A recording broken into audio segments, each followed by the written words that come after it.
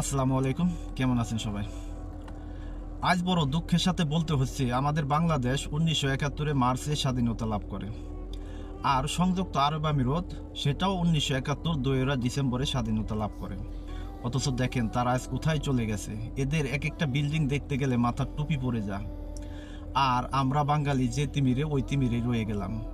শুধু বাংলাদেশের ওই চোরগুলোর কারণে আজকে আমাদের দেশের এই অবস্থা। করে চুরি, নাম দিছে দুর্নীতি, ভদ্র ভাষা ইউজ করে। মানে রাজনৈতিক ময়দানটাকে একটা ব্যবসায় পরিণত করে ফেলছে। ক্ষমতায় এলে সমানে চুরি করে, আর ক্ষমতা না থাকলে তখন চোরের মতো দেশ থেকে পালায় এরা। লজ্জাও করে না এদের। আর এক একটা এমপির মন্ত্রীর বাচ্চাদের দেখলে পরে বলবেন তোর বাপে তো একটা চোর। ডাইরেক্টলি বলবেন তোরা তো চোরের সন্তান। তোরা যে গাড়িতে চলাফেরা করিস, যে বিলাসবহুল জীবনযাপন করিস, তোর বাপে বেতন পায় কত বল? তোর বাপে তো একটা চোর। এইভাবে ডাইরেক্টলি না বললে এগুলোর হুঁশ আসবে না, গিন্নে দিয়ে বলতে হবে এদেরকে।